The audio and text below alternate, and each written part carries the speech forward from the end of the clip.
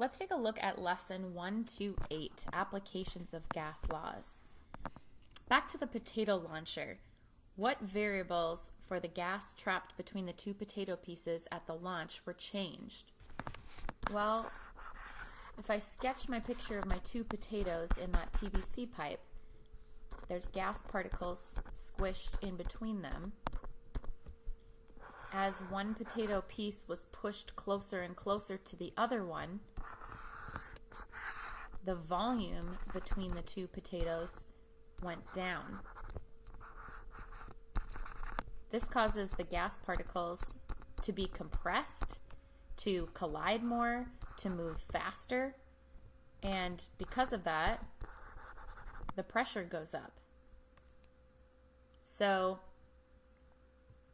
then eventually so many collisions were on this other chunk of potato that it launches out. The gas law equation that would go best with this would be P1 V1 equals P2 V2. Maybe in my first picture, the volume of space is, let's just say, 2 liters, and the pressure is 1 atm.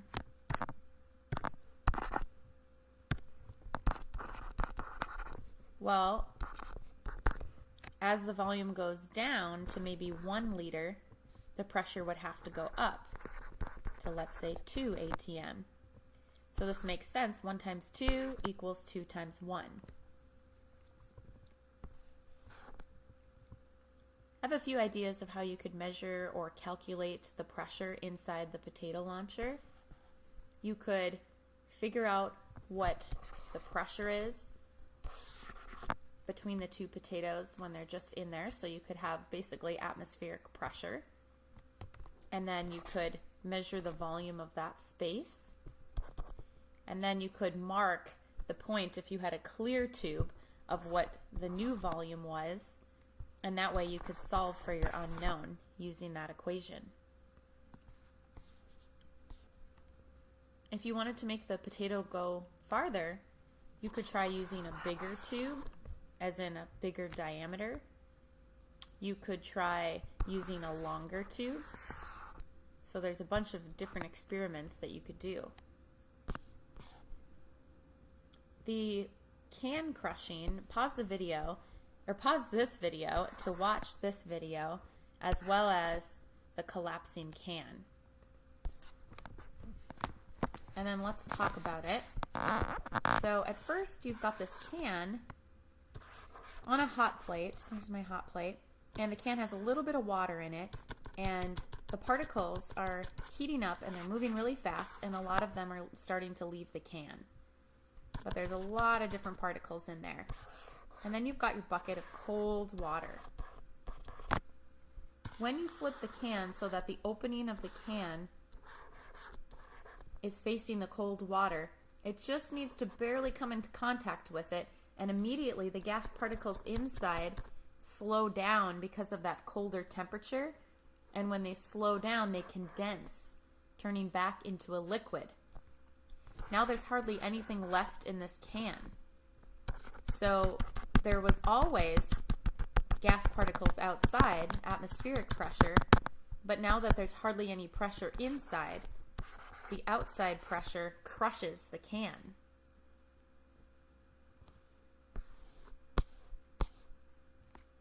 Now there's some practice problems, and I recommend pausing the video and trying these on your own first before using this video to guide you through.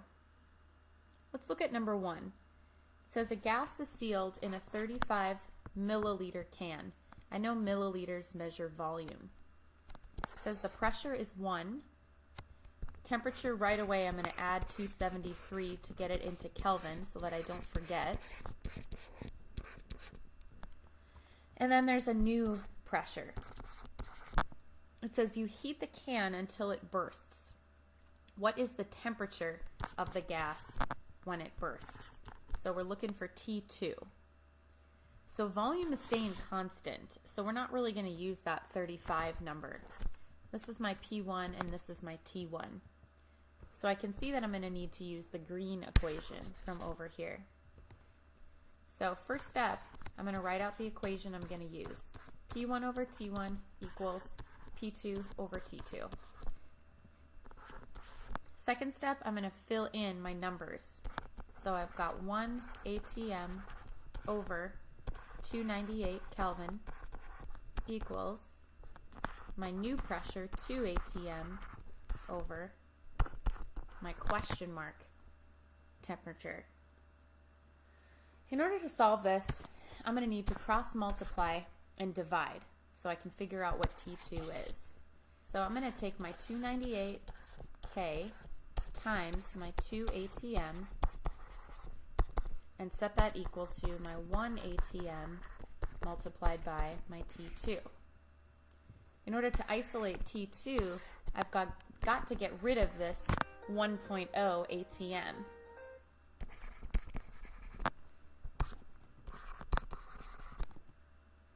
So now I can see what's canceling. ATM cancels on both sides, and the 1. And then on this side, the ATM cancels. So now I need to plug this into my calculator. 298 times 2 divided by 1. That comes out to be 596 Kelvin. So I'm going to box that, and I can just look at what my only units are that are left if I forget. Oops, that I meant to write was step 5. And last step, does this make sense? Well, if volume stays the same, as pressure goes up, the only way for pressure to really go up is if the temperature goes up. The pressure went up from 1 to 2, so yes, it makes sense that the temperature went up from 298 to 596. When the temperature goes up, the speed of the particles goes up, which increases how often they collide. So ultimately that increases the pressure. Let's take a look at number 2. We've got a volume, a pressure, a temperature, and it says the balloon goes up, the temperature is colder, and the pressure is lower. What is the new volume of the balloon? So that means that was a V1, P1, and a T1. This is the big equation. There's a lot of variables here. So the only one that makes sense is this blue one down here. So P1 times V1 over T1 equals P2 times V2 over T2. Step 2, actually plug in the numbers. P1 is 1 ATM. V1 is 12,000 liters. T1 is 285 Kelvin. P2 is 0.8 ATM. V2 is our mystery. And my new temperature is 278 Kelvin. How do I get V2 by itself? I could cross multiply and divide, or I could multiply the top on both sides by 278 Kelvin and divide both sides, I should say, by 0.8 ATM. That will get V2 by itself. So I'm going to rewrite that over here, 278 Kelvin over 0.8 ATM. Let's check out what's canceling out. The 278K, the 0.8 ATM, Kelvin and Kelvin, ATM and ATM. All I'm going to be left with is the liters. So now I got to carefully enter this into my calculator.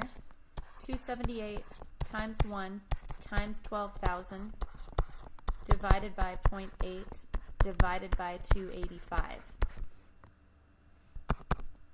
That comes out to be 14,632 liters. So does this make sense? Let's look at what happened. The temperature went down, but just a little bit. But from that, we would expect the balloon to get smaller, because as temperature goes down and the particles move slower, the balloon would shrink. But the pressure on the balloon at the higher altitude went way down. It went from 1 atm down to 0.8. So if there's less pressure on the outside of the balloon, we would expect the volume to go up, which it did from the 12,000 to the 14,000. So even though there are competing factors, one wins out. It'd be interesting to see a problem where the volume didn't change at all because the temperature exactly canceled out the volume change. All right, here we've got another question with a temperature that needs to be converted into Kelvin. So that's my T1. I've got a V1, and I've got to change this temperature into Kelvin as well. That's 288 Kelvin. So I've got only V's and T's. That must mean it's the yellow equation. So step 1, write out my equation. Step 2, plug the numbers in. My V1 is 25,000 liters. My T1 is 300 Kelvin. My V2 is a question, and my T2 is 288 Kelvin. Now for step 3, I want to get V2 by itself, so I'm going to multiply both sides on the top by 288 Kelvin to get rid of it from the bottom. Now I can see that that cancels out, my Kelvin cancels out, I'm going to be left with liters. So my step 4 is to plug this into my calculator. 288 times 25,000 divided by 300. And that comes out to be 24,000 liters. So does this make sense? The temperature went down from 300 to 288. So does it make sense that the volume went down from 25,000 down to 24,000? Yes, it makes sense, because as the particles slow down, the volume will shrink because the particles are going to be moving slower and not colliding with the walls of the balloon as often. Last one is about airbags in 2 different cars. One is at sea level and the second car is in the mountains. What would the pressure be if the volume of the airbag went up from 42 to 60? Well, I can see that the only equation that's going to make sense here is Boyle's law. P1 times V1 equals P2 times V2. I'm going to plug in my numbers. 1 atm times 42 liters equals my new pressure times 60 liters. I've got to isolate P2, so I'm going to divide both sides by 60 liters to get P2 by itself. And then I'm going to cancel out the liters, and I can see I'm going to be left with atmospheres, which is good. Oops. So step 4, punch this into my calculator. 1 times 42 divided by 60, and that comes out to be 0.7 atm. So does it make sense? Well, if the airbag at sea level with a higher pressure outside of it is 42 liters, then we would expect that the airbag would grow larger at a lower atmospheric pressure, because the particles inside now can push on the walls a little bit more. There's less particles pushing back, so it can expand. I like it when everything makes